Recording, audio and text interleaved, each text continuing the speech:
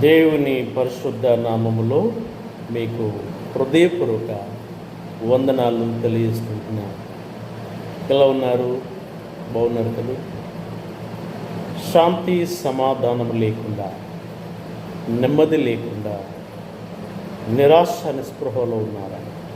అయితే ఆయనతో సహవాసం చేయడం ద్వారా సమాధానం కలుగునని దేవుని పరిశుద్ధ గ్రంథం యోబు గ్రంథం 22వ అధ్యాయం 21లో మనం చూస్తున్నాం. కాబట్టి ప్రభుతో సహవాసం చేద్దాం.